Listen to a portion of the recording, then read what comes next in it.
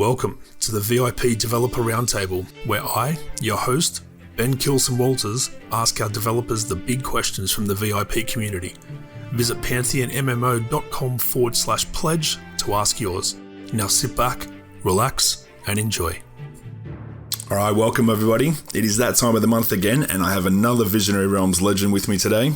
We have game designer David Neffel Beach. Welcome, David. Hi, everybody. Good to have you back on, mate. It's been a while. Yeah, it's nice to be back. Get a chance to talk to everyone again. Okay, so nice big crafting and harvesting topic today. But before we dive into the questions, is there any information that you want to share to help everybody listening understand our crafting system a little bit better? Actually, yeah, thanks for asking. So since it has been so long since we've talked about crafting, and I know some folks remember everything that we said in the past, and others maybe, they maybe have forgotten, or maybe they just never had a chance to see it. So I wanted to really quickly just cover a few things to help set everyone's expectations a little bit, and kind of explain some of the context of what we're going to talk about afterwards in the question and answer. So for Pantheon, there's a few very important design goals that we have for crafting. The first is that we really want it to be a fully integrated part of the game, and that what that means is that just like adventuring, it should be fun and engaging to do, but that also it should be meaningful, and it should have value not just for you personally, but for other players that you interact with. So a very key component of our crafting system is around creating that social value to where, because you are a crafter, the things that you're doing are things that really feel very meaningful. It's not just a side game that you pursue on your own, but it's something that that other people will support you and in doing, and that ideally will benefit them as well as yourself. The second design goal is that we want our economy to be healthy over the long term, and we want crafted items to have value over the long term. In many games, crafting suffers not because the system itself is bad, but because there are economic issues that just make it not worthwhile or fun to do. So we're really starting from the ground up to make sure that if you decide to pick up crafting and you decide to do this activity in our game, that it's going to continue to be meaningful and viable for you. It's not going to lose its value over time, or for something that nobody really cares about. We want people to care about it. Third and finally, for goals, we really want to make sure that the overall experience of crafting is more about engaging with the world and less about just grinding out stuff. Don't get me wrong, as a crafter, you will create a lot of items, but we want you to get out in the world. We want you to explore. We want you to discover, to find things, and to be excited by that. Crafting should be more than just sitting in town all the time, hammering out item after item after item. There should be more to it than that. So anyway, because of these goals, we're taking a slightly different approach from what people might be used to in other games. And really, the fundamental difference that you're going to see between our system and others is the approach that we're taking to what people call recipes. So if you've crafted in an MMO, you're familiar with the idea of a recipe, where it's this piece of knowledge that your character knows of, here are the things that I need to make an item. Sometimes it's represented in like a recipe book, and sometimes you learn it as you level up in crafting, or you find it, through some progression mechanism. But in most games, you find these recipes, and once you learn them, you know them forever. And you can just, if I learn the recipe for a sword, I can go make 100 swords. While that is certainly fun to a degree, it also creates a lot of challenges within the economy. It kind of works against that idea of making sure that the things that crafters can make are meaningful. So in our game, for non-consumable items, the recipe is actually going to be linked to an item that you find out in the world, or you obtain in some way. You can think of that item as a pattern, or a cast, or a diagram, or a frame, or some sort of thing that helps you craft the item you ultimately want to create. And those will have limited uses. We call them schematics, just as a group. Schematics will typically have limited uses, meaning that you'll use them up over time and you'll have to go get more. There are a couple of reasons for doing this. The first one is simply that it allows us to control the scarcity of crafted items. If I have a schematic for a very powerful dagger, like the one that Joppa was teasing everybody with in chat earlier, I can make sure that schematic can only be used one time, and then if somebody wants to make another one, they have to go get that schematic again. And that helps keep that item rare and special. It also allows for a more social experience because those things can be traded, right? So just because you used up your dagger schematic doesn't mean that somebody else might not have a dagger schematic that they're willing to sell or trade to you, or that your guildmates can't go help you get another dagger schematic to use. So it helps with that, with bringing the crafter out into the world. It helps with the economic viability. And it helps with honestly making things just much more meaningful for the crafter to do. The other cool thing that this allows us to do, since we can now control scarcity, is it allows us to have many more types of crafted items than we otherwise would, and also to have those items be more powerful than they might otherwise be, because they're going to be rare and special when you create them. An individual crafter is probably not ever going to be able to create every single item that's available in the game. But the things that you do create will feel very meaningful and special to you. And that's really the goal that we're going for, is for it to feel meaningful and special. So I wanted to just cover that off before we started, to help people understand that we're doing things a little bit differently than other games that they might have played before. And this is obviously something that we will be definitely taking player feedback on as we go. But we believe pretty strongly that this is going to make a much more rich and compelling and fun experience for crafters in our game than what they might have experienced elsewhere. That's great information, mate. Thank you for that. So we're going to move on to our first question now. We do have a lot, so we'll get through as many as we can and try to keep the answers as kind of short and succinct so we can get through as many as possible. But if we do miss any, I've spoken to Neff and we will post them in our forums and do a text version so we can get everything for you guys. Starting off at number 1, do you see a chosen crafting line branching out once it reaches a certain level, allowing you to make one or more choices in a direction you would like to continue? And if yes, might it branch out even more as you get deeper? Yes, actually. We're planning on a specialization system. And basically what the question just asked is kind of how specialization will work.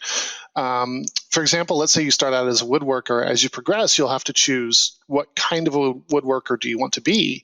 Do you lean more towards carving or towards carpentry? If you choose carving, are you going to become a master bowyer, or are you going to focus more on staves and wands and that sort of thing? The way that the system will work, you'll likely be able to be extremely good at one kind of item and moderately good at a few other types, but you won't really be able to be the best at everything. And that's on purpose. We want that diversity to come in as players advance, to where, just because maybe I chose woodworker and Kilson, so did you, but we both went different directions with it. And so now, we can work side by side without competing with each other in every way. Yeah, that's awesome. I think they did something similar in Vanguard, so you can pick, one of 2 specializations in something like blacksmith. You can go weaponsmith or armorsmith and be great at one and be decent at a different one. But if you wanted to make the best, you had to, pick one and go with it, which I think is a good idea. Gets a lot of crafters working together and gets that crafting community built up. All right, number 2, do you foresee making the same crafting drops available from both raids and outside of raids, so that the crafter does not have to be tied to the raid progression to do higher end crafting? So this is a tricky question to answer, because people make this assumption that difficult to obtain equals raiding, which is not always true. There are many different ways that players can obtain items within our game, and raiding is just one of those ways. You can have items that are behind difficult single group content. You can have items that are behind difficult, perception storylines. You can have items that are obtained via solving puzzles out in the world that might involve a variety of activities. Raiding is just one of those methods. So the items that are going to drop from raids, or the crafting related items that drop from raids, are probably going to be unique to raids, meaning raiding is going to be the only way to get those things. But before anybody gets disappointed by that answer, understand that that's not going to be the only source of powerful crafting items. Just because you might not potentially get the raid stuff on your own, maybe you don't have time to raid or something like that, doesn't mean that you can't pursue one of those other methods as I talked about and get equally interesting and powerful crafting items from those other methods. That's a great answer, mate. Makes a lot of sense too. And I love that. You don't want to just have to rely on the top 1%, to get the items for you and either sell them at a ridiculous price from a raid or just miss out on them forever. Like being able to achieve top end stuff like that through other means is very important, I think, for balance.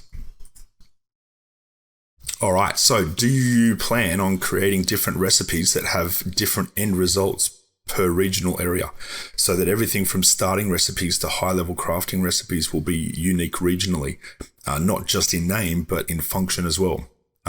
This person still assumes that there will be some/many repeated across all regions as common recipes. So I'm going to caveat here that the amount of variety we have is limited by how much our art team can do. But our art team are honestly, they're amazing. They churn out cool artwork on a daily basis, so I feel pretty optimistic here. Broadly speaking, in each major continent or region, you're going to find a set of basic schematics that are all essentially the same in terms of stats. And think of these as things that you start out with when you're brand new at crafting. So whether you start in Kingsreach or whether you start in Scarhold, there's going to be probably a set of those basic schematics, and the stats on those starting items are going to be pretty close to identical. But I do want to tailor the look and feel of those items to the area where they are created from, or the area where they come from. So a Kingsreach broadsword might have the same stats as a Rainfall scimitar, but the look is obviously going to be very different between those. And again, this is the basic level. This is the stuff that you would start out doing. As you progress, you're going to find that the different crafting schematics that you're working with come from a variety of places. There might be some that you learn from NPCs that you interact with in the world. There might be others that are related to the factions that we have in our world, because we have a very big world with a lot of different factions. There might be some that you get from adventuring or from perception or whatever, and those are all going to be built to be distinct and unique from each other. So let's say, for example, that you get the factional schematic for a Corsarian Valiance Aegis, which is a shield, or you can get the factional schematic for a Black Rose Escutcheon, which is also a shield. They're both shields. They're both probably going to be made by armor smiths, but the look and the stats of both of those types of shields are going to be very different because they're going to be distinct to the faction that they're associated with. Faction is actually going to be a very, very big deal in Pantheon for crafters. You're going to have to decide which factions do you want to pursue to learn their schematics, or to get their schematics and make their associated items. And you're not going to be able to do everybody. So you're going to have to make some choices along the way. But we think that's going to, again, make for a much more rich experience and much more diversity in terms of the items that people are creating in the game. Yeah, that's fantastic, mate. Can you give an example of a mid-level item, something basic, not too spoilerish, that could be crafted by working together with others? Sure. So the best way to explain this, starting out, every crafter is going to have everything they need to make the basic items. So if you're a blacksmith, for example, you're going to be able to make a sword, and that's going to include being able to make the blade, being able to make the hilt, being able to make the pommel, and so on. All the components that make up that sword, you as a blacksmith will be able to create a basic version of those components to use. However, if you are friends with, let's say, a jewel crafter, that jewel crafter might be able to make you a jeweled sword hilt, which is much nicer than the basic one that you can create. Where this becomes interesting is when you get into those intermediate items, those factional items that I talked about. If you're going to go to all the trouble to make that factional weapon, that factional sword, are you going to use a basic sword hilt on it, or are you going to go ask your jewel crafter friend, hey, can you make me a jeweled sword hilt for this thing. So that's, when we get into the sort of those intermediate items or those factional items or those rare schematics, that's where the interdependency will come into play. And it could be literally anything, armor, weapons, any item that can be constructed. There's a chance for interdependency. Even when you're refining, if higher tier refining, you might need something that's maybe created by an alchemist as part of that refining process. So I know this isn't exactly what the question was asking, but I hope it explains how interdependence will work in Pantheon. It will always, I don't say always, but there will always be the option for most things for you to fall back on those basic components that you know how to make and create the item. It just won't be quite as nice as if you worked with other crafters to do it. Yeah, good stuff. At the very, very, very top end of crafting, there may be some schematics that actually require that interdependency, but that'll be a pretty rare scenario for interdependency to be truly required. Nice, mate. We might try and blast through these next few just to get some more answers out because we're a quarter of the way through and only up to 4. So, no worries. How realistic will it be for players who really love crafting to spend more time crafting than adventuring? Very realistic, as long as they are willing to work with other players to help get the things that they need. I love that. I think that's important too, especially, to keep, the longevity of crafting going, cooperating with other people.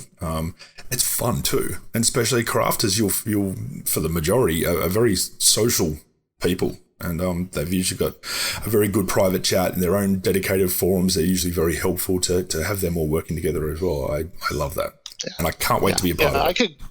If I could have somebody go hunt wolves for me for wolf pelts so that I can keep crafting armor, then I would much rather do that than have to go kill the wolves myself. Just saying. There you go.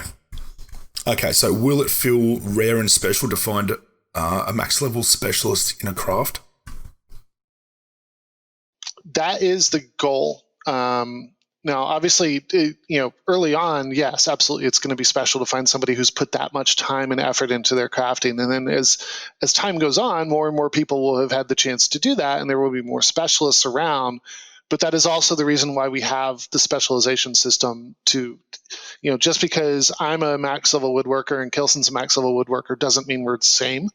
And so ideally that still means that everybody has value, or when you put that time and effort into it, that you have value to other players because you have done that. Awesome, mate. Can you give an example of a risk/reward scenario in crafting?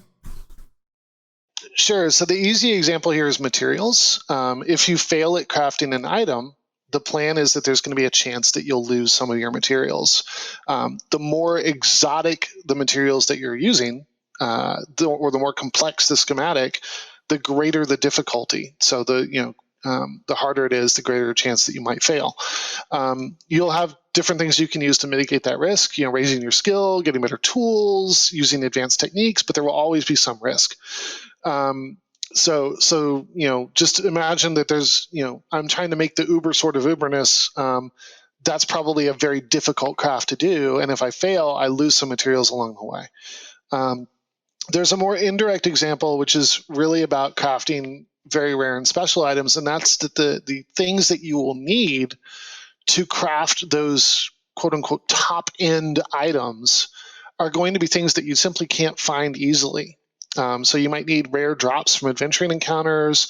You might need, items that come from perception storylines or that are hidden or locked behind factions. And so you're going to have to put a lot more effort into getting the things to make those top end items.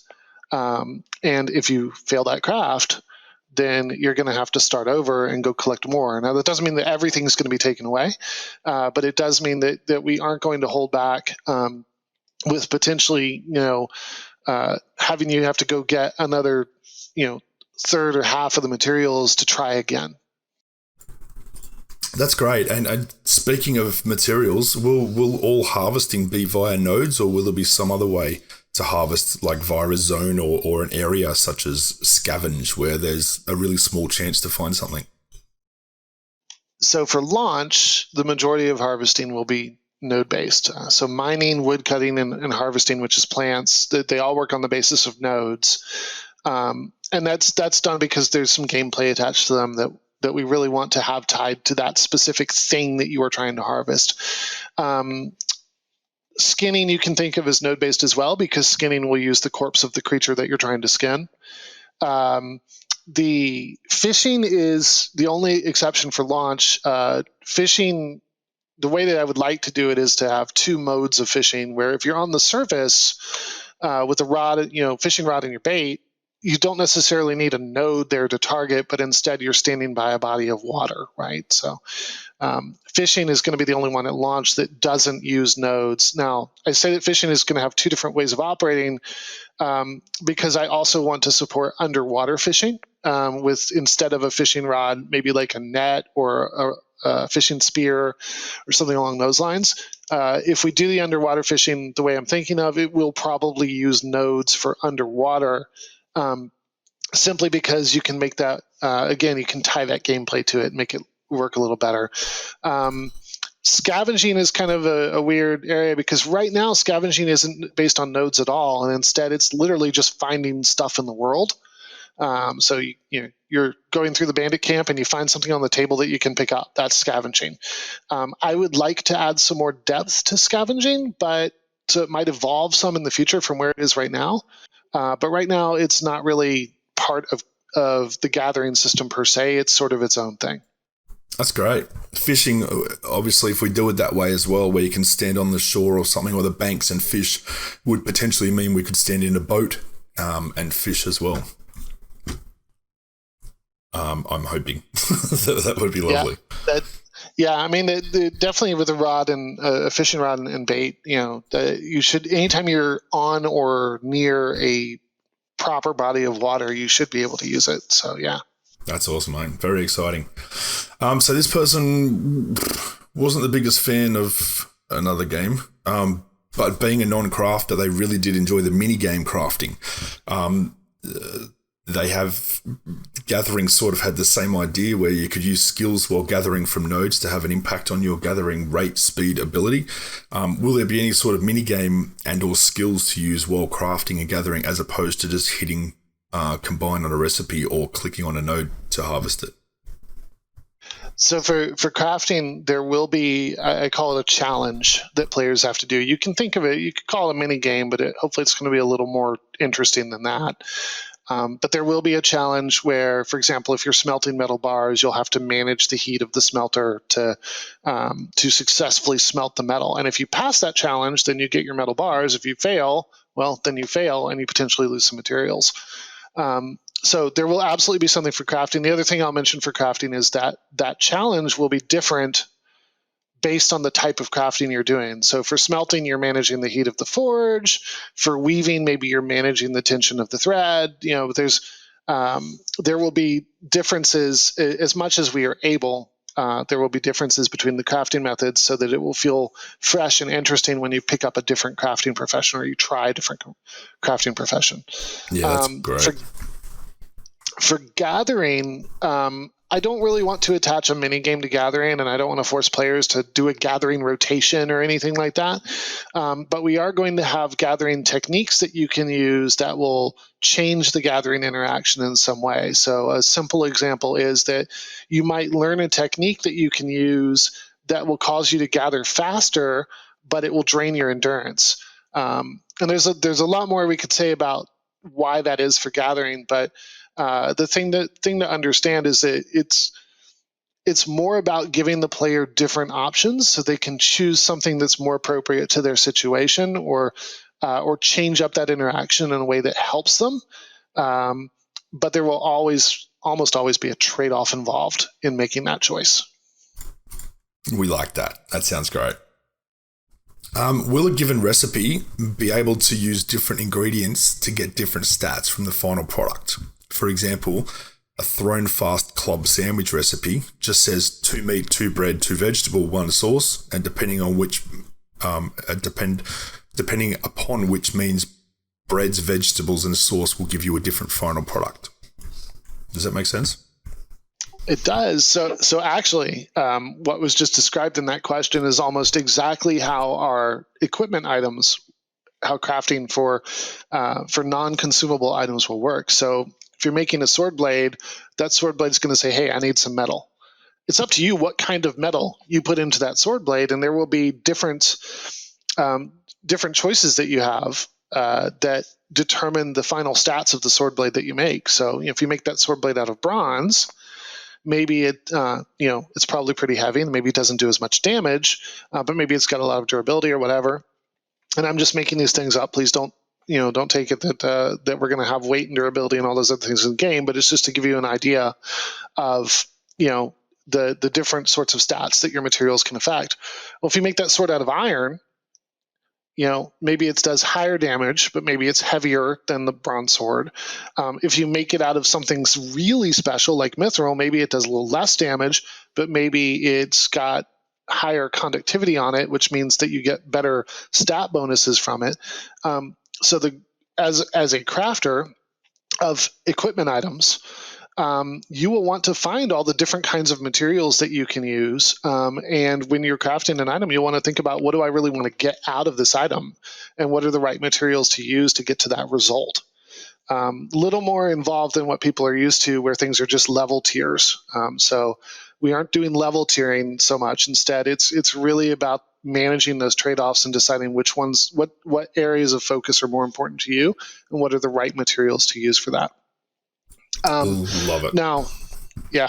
So consumable crafting is even more freeform. So consumable crafting doesn't use schematics. Instead, you have a tool. Like, simple example is as a provisioner, you have a frying pan.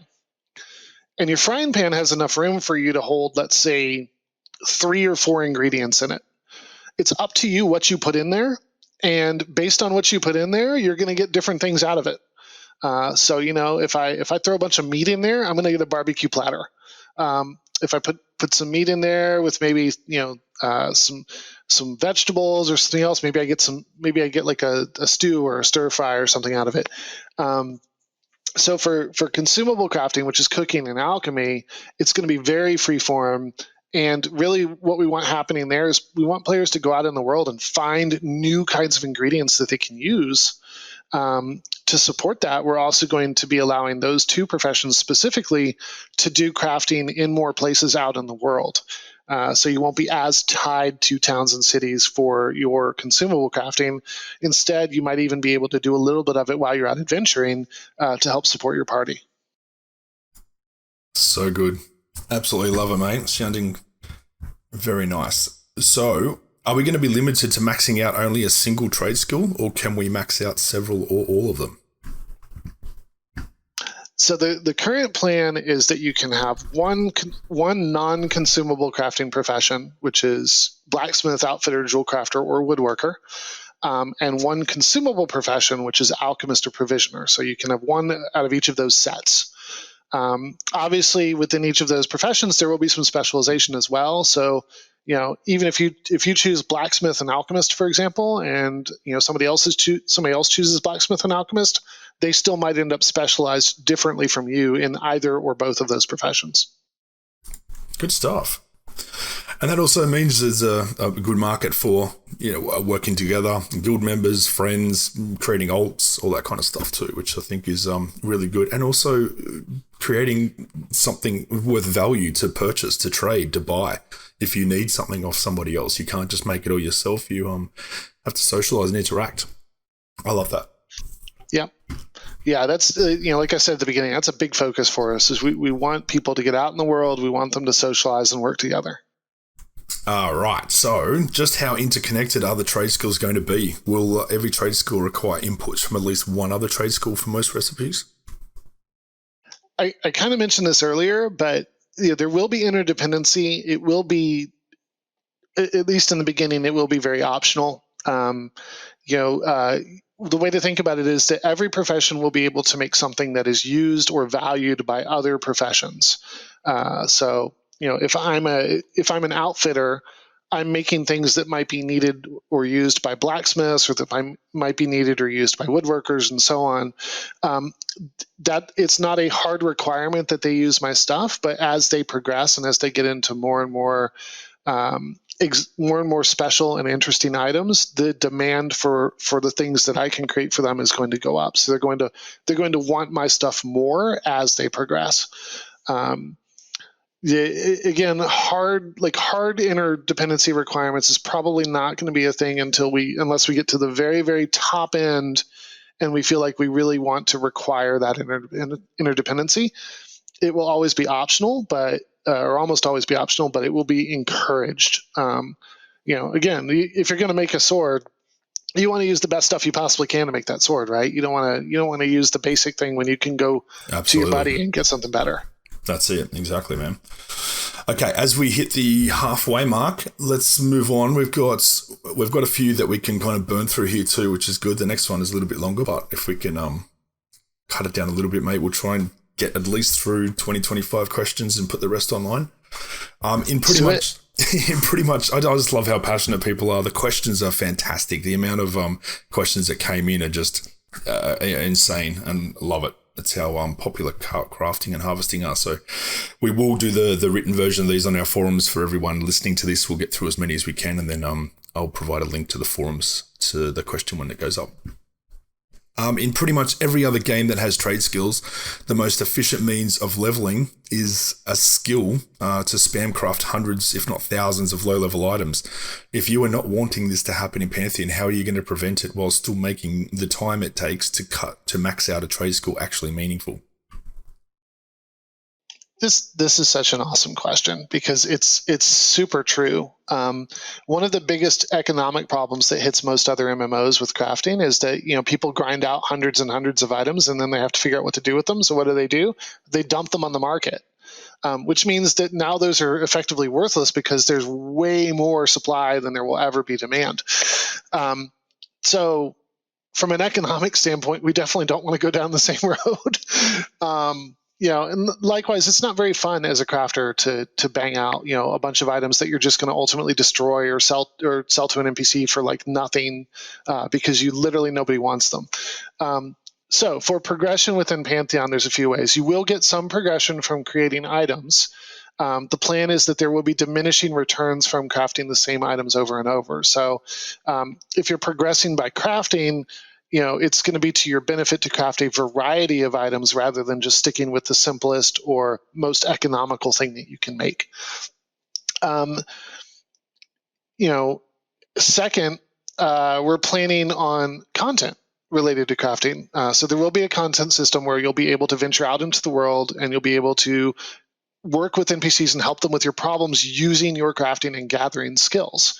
I don't have the ability to go into detail on this yet, but that is in the plan that we will have this content that you can use, and that will bring you progression as well.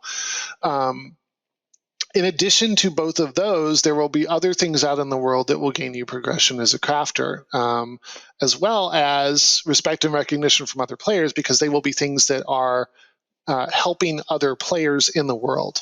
So again, I can't go into detail, but the goal is that progressing as a crafter is more about going on a journey, both literally and figuratively, and doing different things that help you hone your skills, whether that's doing some work for an NPC and helping them out, or maybe creating some items for your adventuring friends, or even to sell, or maybe taking part in something out in the world that also helps your crafting progression. And I know that's super vague, but I hope that sort of explains the approach that we're taking. That's awesome, man. I love that. This person noticed that the Giants of Terminus stream that we did, some of their clothing and the concept art had notes pointing out specific materials like rough hematite, snakehead fish skulls, and barnacles. Is it safe to assume gathering rare resources in Terminus won't be as simple as finding static nodes around Terminus? We did touch on this. Yes. Yeah, that is totally a safe assumption. The art team is awesome because as they're doing the concept art, they're coming up with these ideas and then they're sending them over to me. And I'm like, yes, we could totally use that. So, nice. I wouldn't take everything that you see in that concept art to mean that it's truly going to be in the game. But when they have a good idea, we try to use it as much as we can. Nice. And Joppa mentioned taming wild animals and potentially riding around Terminus in the latest Parting the Veil episode. Have you considered how this will affect the speed at which crafters will be able to path to specific gathering nodes? Yeah, so actually it's interesting. As it stands, riding is probably, it's going to help you move around faster, but it may not actually be the best choice if you're gathering, and there's a few reasons for that. The first reason is that our gathering nodes do not respawn in the same locations or patterns every time. So as an example, in the area directly around the village in the Thronefast region, there are roughly 150 places where mining nodes can spawn, and there's only going to be a small number of those that are actually spawned at any given time. When you mine one of those, the next respawn point is going to be chosen randomly from the other locations in the vicinity. So, it might be ahead of you, it might be behind you, it might be off to the side, it might be up on top of something that you have to climb. And if you're out there riding around on a mount looking for it, you might miss it because you might just blow by it too fast and not be able to spot it. The other thing that we do when we place these spawn points is we actually intentionally place them so that you have to be looking for them. You're not going to find one just out in the open or by the side of the road, or that's going to be a fairly rare occurrence. Instead, it's going to be tucked around the corner or maybe hiding in the shadow of the rock or something like that. So the ultimate thing there is if you're on the back of a mount and you're zooming around, you may miss those gathering opportunities, and it's more effective as a gatherer to actually dismount and go on foot to find the things that you're looking for. Also, the way that taming and riding is going to work, if you dismount, you may not be able to get back on that mount afterwards. So hopefully that explains our relationship with riding. Oh, some beans. There's some eagle ears that will be listening for that. Will crafting play a role in potentially taming wild animals? I would like for it to do that. We honestly just have not really talked about it yet, but I would like for crafters to be able to make things like bridles and harnesses that could be used in helping to tame animals. That's fantastic. Will there be a crafting codex or a log of some sort to keep track of your recipes and combinations you've used for future references? So I can't tell you specifically how it will look, but in general, yes, this is a UI component that we're going to need. As we get our UI fully developed, it's definitely on the list to add into the game.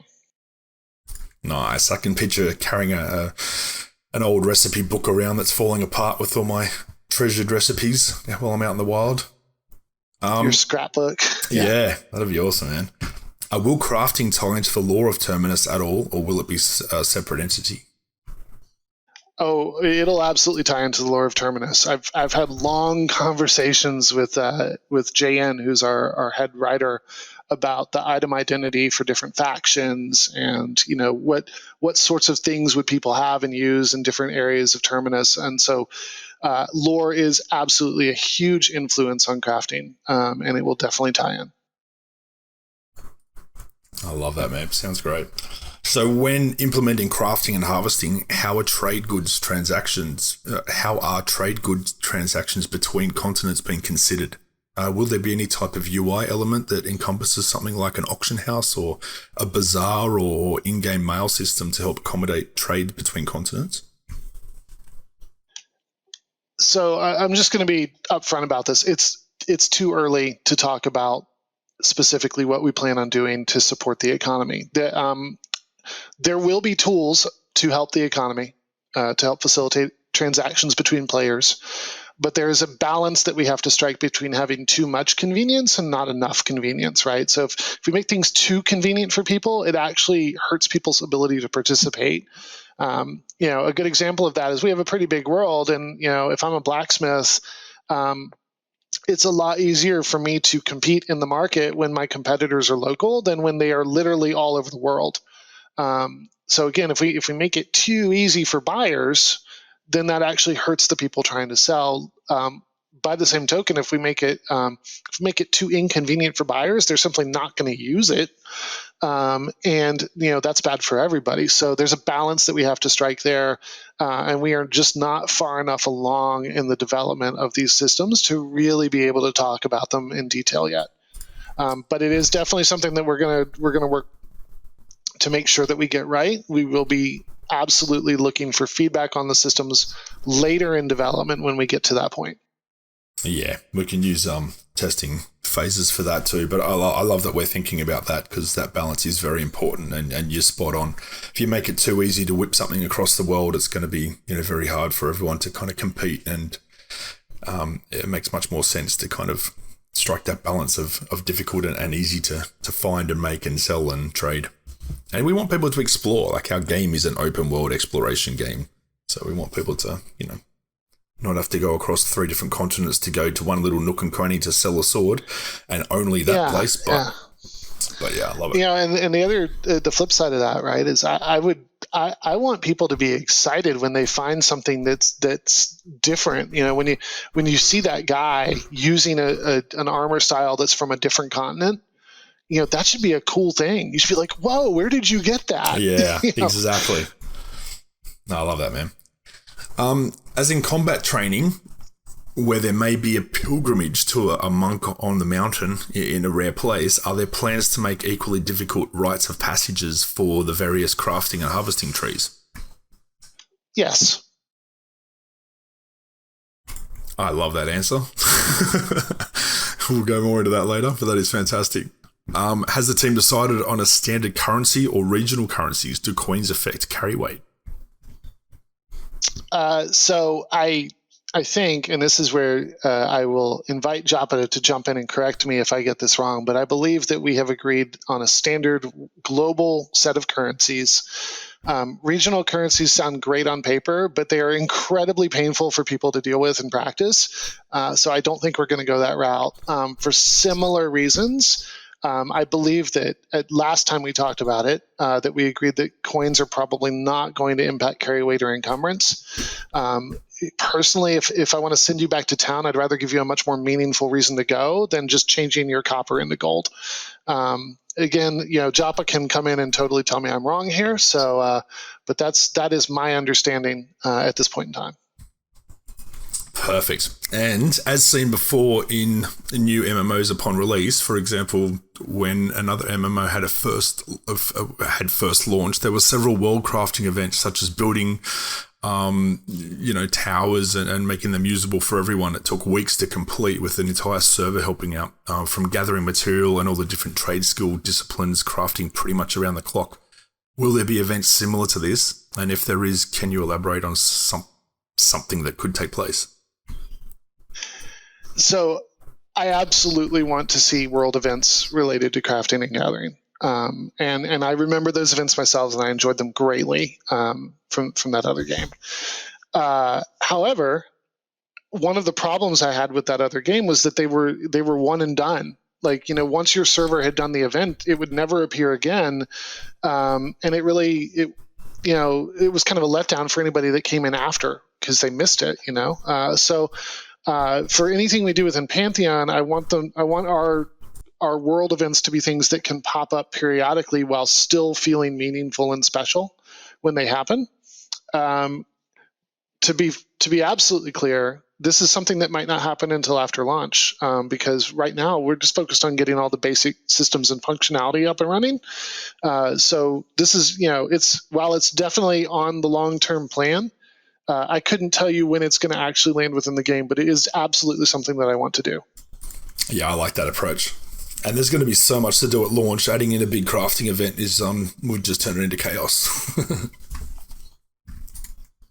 So will the brewery be part of crafting? And they're asking also a similar question for poison making.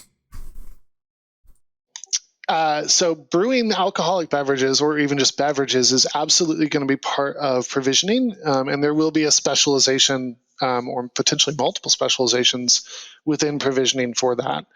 As far as poison making goes, that's something that we need to talk more about internally. The thing that we do not want to do is we do not want people playing rogues, as an example, to feel like they are required to become alchemists in order to be effective at being rogues. While I love the idea of making poison making part of alchemy, for example, I would not want to do it in a way where every rogue on the server felt beholden to become an alchemist. I like that. That's a good answer. Being a rogue myself, it's very fitting that if I want to do that, that's great, but I can also just buy my poison darts or something off a more qualified crafting rogue. Yeah, so we're gonna be careful with any, and that goes for other professions and other adventuring classes too. I know a lot of people think of synergy because they've seen that in other games, but we want to be really careful with that because we want people to have the freedom of choice, and we don't want them to feel like they're being railroaded into a specific choice. Yeah, good stuff, man. Opens up that freedom. So in another game, there were racial specific trade skill options. Will there be something similar in Pantheon? Probably not, because racial stuff is typically pretty hard to balance. There will be some crafting styles and material types that are only found or learned in certain areas of the world. So an example of that is blood iron, which is a type of iron, type of metal.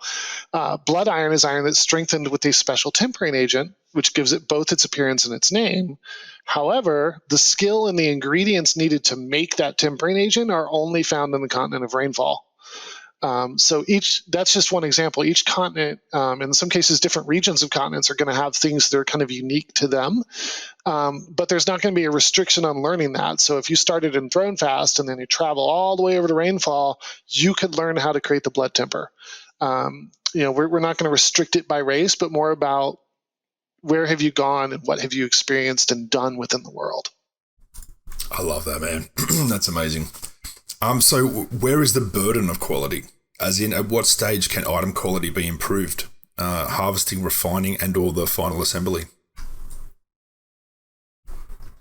So this is a tough question to answer because quality can mean different things. But when we think about quality, people usually think about the relative power of an item, right? I have my iron sword and my steel sword is better, it's higher quality or something like that.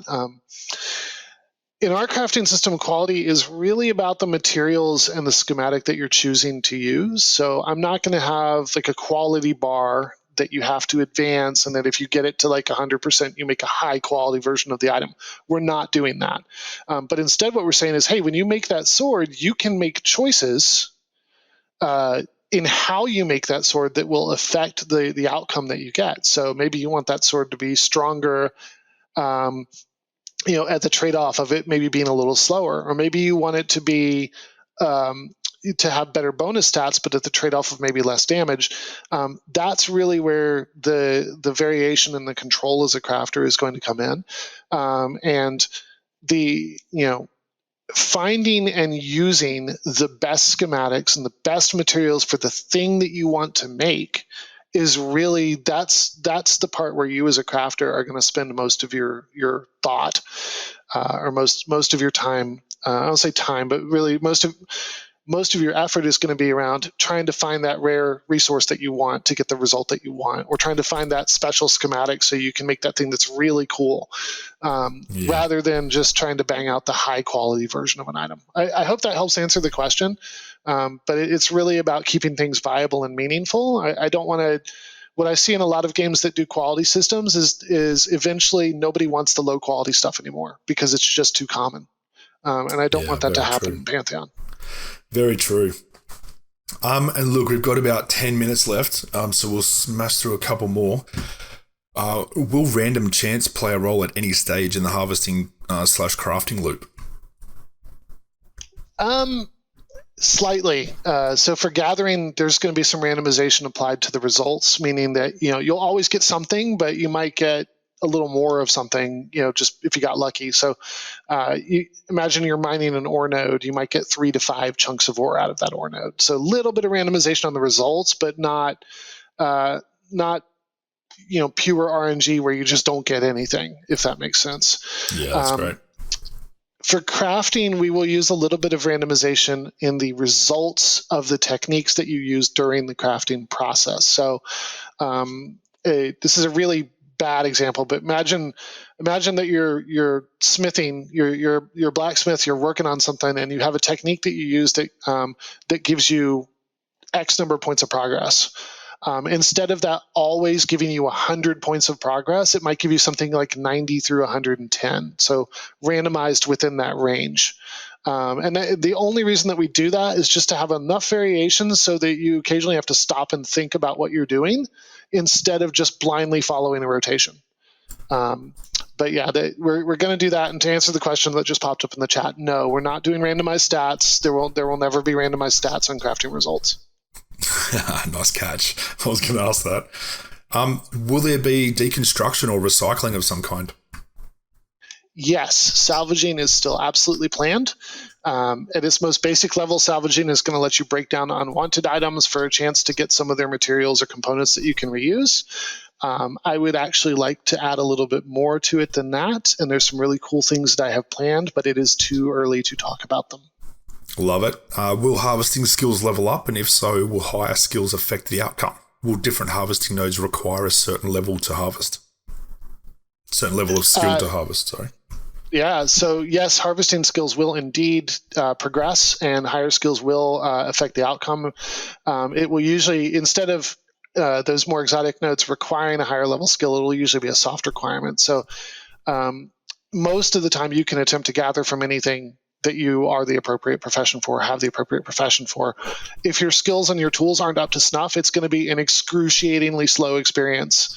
There may be some places, I'm not going to say never, there may be some places where we have a minimum requirement, but those are typically going to be very specific situations.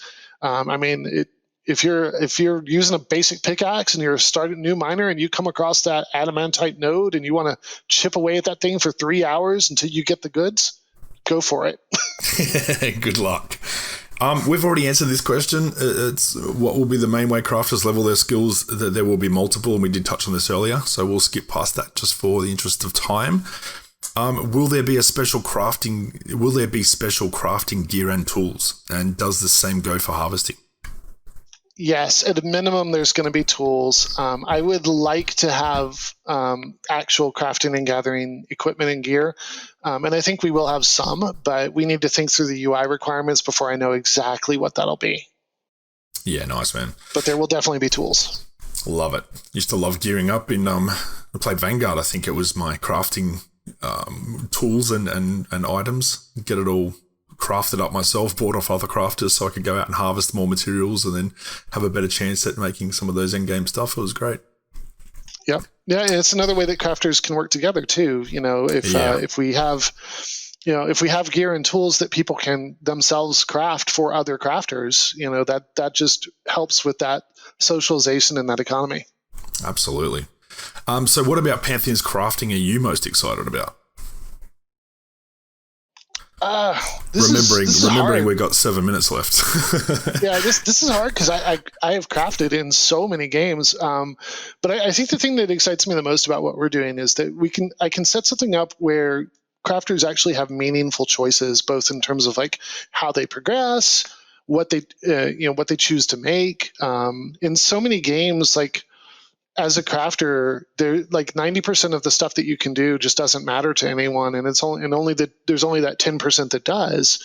But in Pantheon, you're going to find that anything you can create is probably going to have value to someone, and that I'm excited just about the ability to finally do that. And honestly, it feels finally like get it right in terms of the economy. So yeah, man. Maybe that's a little too much hubris, but no. If we can pull that off, like that as a crafter myself, that would be amazing. Because you're right, like 90% of it is just junk to trash or throw away or level on. If we can make a lot more of that more meaningful, I think that will be a huge difference in our crafting versus others. So what decisions have been the hardest to make about Pantheon's crafting? Probably just some of the stuff that I've had to table for later in development. So this is, people have this conception that, designers you come up with an idea and that your programmers can just immediately go implement it and it's all good. But really, I can come up with ideas all day long, but when I sit down and I talk with our programming team or our art team, they drag me back down to reality, and they're like, "Hey, there's no way we can do that right now. We have this other stuff we have to do first." So it's not that we necessarily throw out those great ideas, but we have to prioritize and we have to decide what are we going to tackle first, and what's going to have the most benefit to do out of all this stuff, and hopefully we'll be able to get to the cool stuff in the future. But it's always a tough call on what do we postpone or what do we deprioritize or what order do we tackle these ideas in? Yeah. All right, so we've got a couple more questions before we wrap it up. How will crafting look in general? Is it mostly just clicking through menus and watching crafting bars, or will we be able to craft actively? For example, taking care of the heat when melting iron, which we have touched on previously, or do we need craft molds first, which may have limited durability and so on? Do you want to add any more to that, or did you pretty much sum it up in the last? I'll just say that the goal is for it to be an interactive process. I never want to put the player in a situation where for crafting, where they press a button and they wait. You should, when you press that button, you should see a result. It should feel impactful, and then you should be thinking about, okay, what button do I press next? So it will be an interactive process. Yeah, that's fantastic. So what professions will have an influence on specific classes? Do rogues want to be alchemists? And that exact example is what we touched on earlier about rogues being alchemists. But, what influences will other classes have with certain crafting spheres? Yeah, so we are not planning on any kind of direct synergy between crafting professions and adventuring classes. And again, that's because we don't want people to feel railroaded into certain choices. That's not to say that the crafting professions won't make things that are useful for rogues or even wizards or whatever class you care to name. But there will be multiple professions that make useful items. So as an adventurer, you will have a choice of what crafting you want to pursue. I really like that. It means you're not forced to be an alchemist as a rogue, but I can if I want to. I can role play that hard if I want to, or if I just want to go and stab stuff on an alt, I can do that too. I really like that as well. I think that's a good options for the people to work out themselves and decide what they want to do with that freedom. Big one. Will crafted stuff spoil? For example, foods or potions? Not something that we're planning on. From personal experience, it turns out that a lot of people really don't like their stuff spoiling or decaying on them just because they weren't able to play every day or whatever. Yeah. It's a real downer for them when that happens. Also, from a programming perspective, this is actually really tough to implement on an MMO scale. So yeah, I think there's better ways for us to avoid proliferation of stuff on in the game than to have things just spoil outright. That's it. We're not a survival game as well. We're we're much different to that, and we don't want having tens of thousands or hundreds of thousands of things all with ticks counting down to try to spoil at different times. That would be a nightmare on the server, I reckon. Yeah, the programmers might get a little upset with me if I try to make them do that. A tad. All right, let's go 2 more questions and we'll wrap it up. Following up on a previous question, will there be links or even special bonuses between crafting and race or class? For example, could an elven wizard jeweler make better different rings than a dwarven one? Or that wizards as a whole class would make better magical ones than a warrior? Could a monk tailor craft a better gi or better hand wraps? And I guess in a way they're asking if there would be an ideal relationship in a particular with a particular adventuring class and corresponding crafting class. Any synergy at all? Yeah, so we've answered part of that already, and the answer there is no direct synergy. There will obviously be different materials available in different parts of the world, and so depending what race you're playing, you might have access to something before somebody else would. But that will, in general, be balanced so that they've got access to something you might not have as well. But it's not going to be like hard linked to your race. So like Cold Dark Steel is a good example. Cold Dark Steel is something that the Dwarves of Kadasa create, and if you want to create Cold Dark Steel, you've got to go to Kadasa or nearby to find the ingredients for it, but you don't have to be a dwarf to make Cold Dark Steel. So again, no direct links there. In terms of making better or different rings, that also applies, or better or different items. Different is the word to use, and that applies not just in terms of where you are in the world and what materials you use, but also to factions, because each race, of course, has various factions that are common or that are present in their areas. So, if you choose to make that, if you're an elf and you align with a faction and you get a factional ring schematic, that ring schematic is going to be very different from, the factional ring schematic you might get as a dwarf in your home region. So hopefully that helps explain the relationship between races and factions and crafting a little better. There will be player crafted monk gear, just to make sure I cover that. But you will not have to be a monk to make an awesome monk gi or whatever else you want. That's amazing. Love that. All right, so we're on time. Let's go right to the very bottom and just wrap it up for one last question, because it's a fun one, and then we'll cut it there. But we got through 36, 37 out of the 45, so the rest we will have a chat off air to our VIPs after this, like we do every Dev Roundtable, and if we can, we'll put them up in the forum for a text version for other people to read when we go public in a week. Sounds good. What's that last question? So, very important. Will there be a healthy vegan diet? So, if you mean, will you be able to create food using only vegetarian ingredients? The answer is absolutely yes. However, please note that gnomes are not a vegetable. Oh, man. You're just disappointed. Thousands of people. Someone's asking, what about halflings? What about elves? Have you met our halfling? Yeah. So I encourage all of you, when you are able, to spend some time in Sorhirith and understand halfling culture, and then tell me if you think halflings are vegetarian. I love it. All right, David, thank you very much for coming on again, mate. It's an absolute pleasure. It's been a long time between visits as well, so it's great to have you on and get all this extra information. And as I said, we'll follow up with the chat off air with our VIPs to answer a few more, and the rest we'll try to put on a forum that I'll give you a link to so we can have a chat for everyone else to read later on. But thanks for giving me your time, mate. I appreciate it. Always happy to be here. Always happy to talk to the community. It's been great. Appreciate it, mate. Thanks, guys. Thanks, folks. That's a wrap for another VIP Developer Roundtable. I hope you all enjoyed it, and please don't forget to subscribe to Pantheon for more. If you want to get in on the live Developer Roundtables, you can by pledging as a VIP at pantheonmmo.com/pledge. Until next time, farewell.